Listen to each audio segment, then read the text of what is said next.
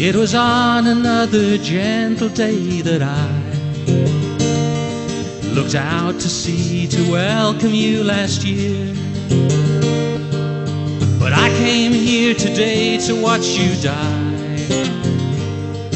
and tell you you can raise your children here. You and I, we just can't comprehend sense of values in the minds of men, and why they had to go and do this thing. Although you've been here for 1,000 years, they threw you out to let some dollars in. And across the world the story is the same, with almost nowhere left for you to rest, but a sacrifice for economic gain is guaranteed to bring us happiness. But you and I, we just can't comprehend the sense of values in the minds of men,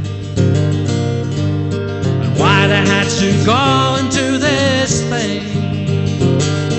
Although you've been here for 1,000 years, they threw you out to let some dollars in.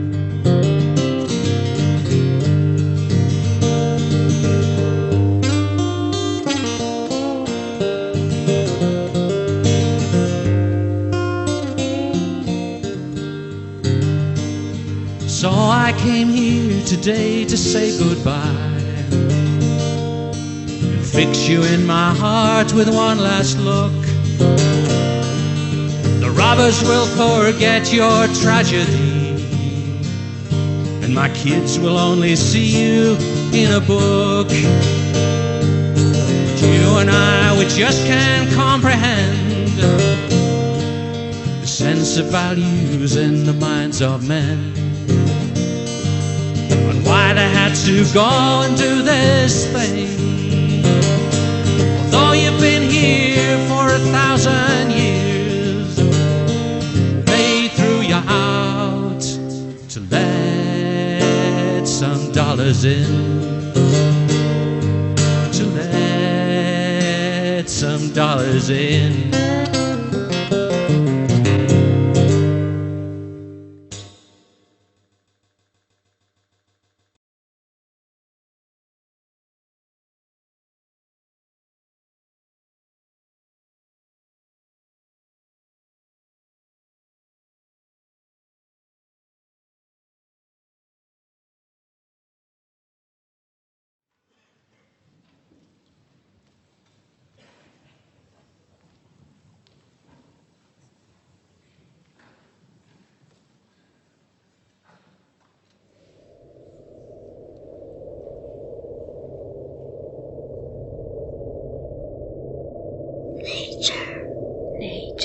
Nature. We are nature. We are nature. We are nature. We are nature.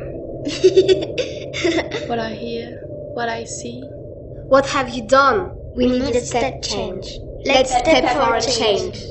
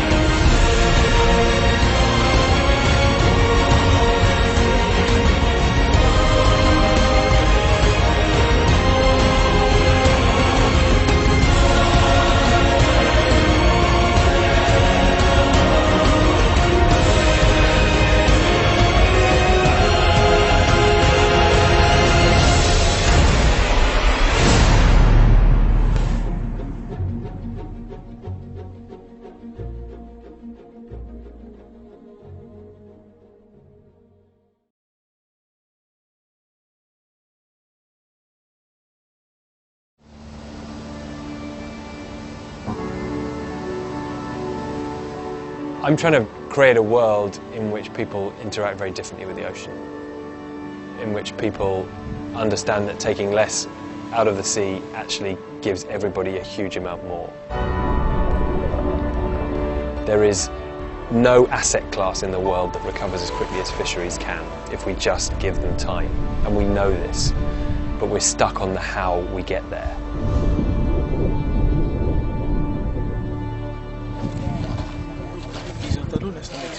The decline of fish stocks worldwide is a critical problem for livelihoods and for food security. About 97% of the world's fishes live in the developing world. These fish stocks are collapsing because of overexploitation, and with climate change these problems are only becoming much more severe.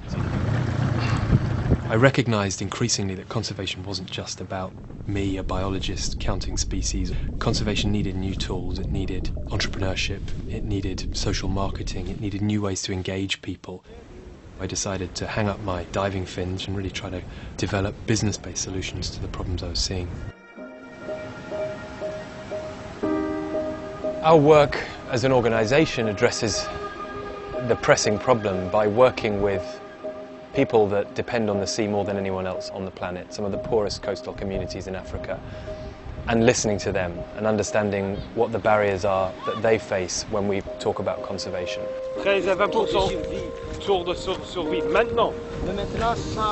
We've come up with approaches, we've come up with new models, new ways of designing marine protected areas whose goal isn't necessarily conserving biodiversity, but recovering fisheries. In 2004, Blue Ventures encouraged residents in coastal Madagascar to try cordoning off a small section of their octopus fishing area for a designated period of time. When the area reopened, the community was surprised to discover what had happened.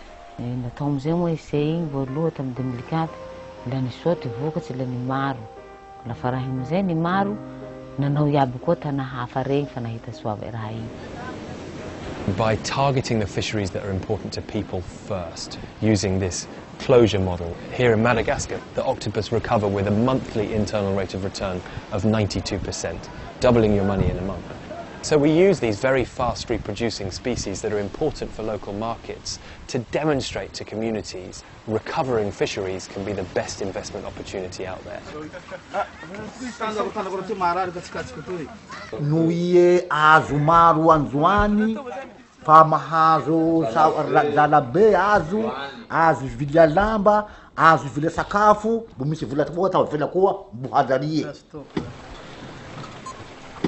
We're harnessing technology, empowering communities to collect the information they need to track the status of their fish stocks and the effectiveness of conservation. Mobile systems help us streamline and speed up this cycle, gathering data from beaches and landing stations, and then using interactive dashboards that are designed by communities to guide adaptive management and to continue tracking the effectiveness of protected areas.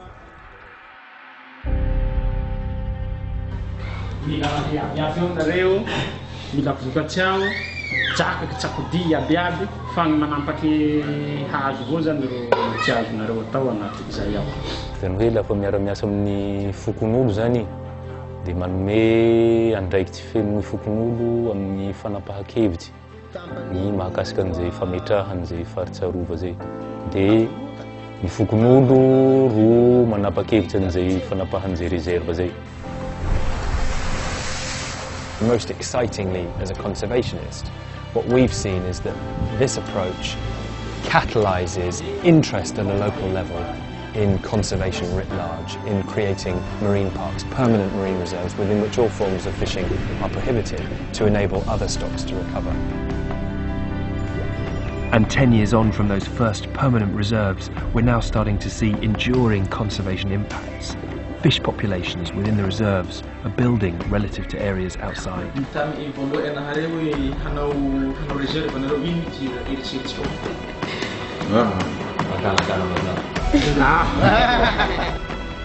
Blue Ventures now works with communities to create mangrove, coral and seagrass reserves across thousands of square miles of ocean. This idea has grown to a scale beyond anything we imagined when we started out. Already in Madagascar, we see over 75 locally managed marine areas, now covering more than 17% of one of Africa's longest coastlines. And this idea is crossing new borders every year, inspiring new, more enlightened legislation that's helping communities manage their fisheries. Inspired by Blue Venture's experience and community exchanges, dozens of communities and organizations from 9 countries across the Indian Ocean are now adopting the model, with others in progress. We'll see the benefits of local fisheries management in a very short time frame. Village by village, we're learning that conservation doesn't need to be about taking less. And beyond coral reefs, Blue Venture's work in coastal mangroves is helping communities generate practical benefits from protecting these critical marine forests. Blue Ventures has also integrated family planning and maternal and child health into its work, now benefiting over 200,000 residents in some of the continent's hardest to reach coastal communities. We need a whole new approach to the way that we get people talking about conservation, by demonstrating in a very visible, immediate and tangible way that conservation reaps dividends and gets people behind the movement, and that's what we can do.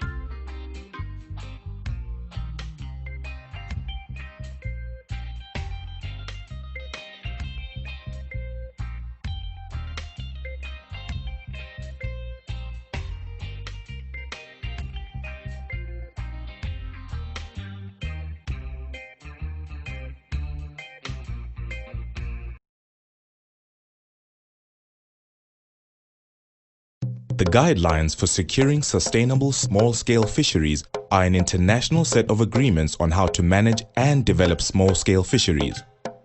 These guidelines were developed through a participatory process involving fishers and other stakeholders in many different regions. The guidelines speak to everyone, including states, civil society, fishing communities, and their organizations and business. International human rights lie at the heart of the guidelines. This means that the governance and management of small-scale fisheries needs to ensure that all activities respect and protect everyone's human rights. This includes the fisherfolk's right to equality, respect for culture, the rights of women and indigenous peoples, the right to participate and be consulted in decision-making, and the right to transparent, accountable management. As such, small-scale fishers must be able to participate in the implementation of the guidelines. The guidelines recognize that responsible fisheries management, human rights, and sustainable development go hand in hand. Therefore, when planning implementation, governments need to take an intersectoral approach, ensuring departments responsible for fisheries, environment, decent and fair working conditions, as well as basic needs such as health, housing, social development, all work together. Governments also need to collaborate on all levels, from the local level to national, regional, and international. They need to consider the key principles in the guidelines and how they can promote fishers' rights at sea, at the landing site, in communities, and through overall laws and policies. Fishing communities need secure access to land and to the waters where they fish. They depend on ecosystems that link life on land to aquatic life. When planning coastal development, governments need to respect customary tenure rights and ensure that land and aquatic ecosystems remain healthy and able to sustain these livelihoods. Everyone needs to be involved in ensuring our sea's resources are used in a sustainable way. Management must ensure equitable participation of fishers, especially women, promoting co-management. Activities to prevent illegal fishing and promote conservation must be designed to fit the local areas they operate in. When making plans that involve fisher communities, activities all along the value chain need to be considered. This includes mending nets, preparing bait, harvesting different marine resources, as well as activities that add value such as cleaning, smoking, packing, and marketing fish, or broader community benefit sharing, such as local tourism and conservation. The importance of women's work through the value chain must be recognized, and gender equality needs to become the norm in all activities, including the management of resources. Governments need to provide infrastructure and coordinate capacity building programs. They also need to work with fishers to develop innovative, low-cost information and communication technologies. These can enable small-scale fishers to capture and share their data, access information about markets and trade, control the value chain more effectively, and promote traceability. This can help shift unequal power relations in the marketplace and strengthen accountability to their local cooperatives or associations. Small-scale fishing communities need access to information and technology that can promote safety at sea. Document fishers' local knowledge and empower them to participate fully in monitoring, research, and management processes. This can also strengthen their ability to respond to disaster risk and climate change in an adaptive way. In order for the principles of the guidelines to be achieved, implementation processes need to involve fishers at all stages. In this way, the guidelines enable small-scale fishers to ensure that their voices are heard and their human rights are recognized at all levels.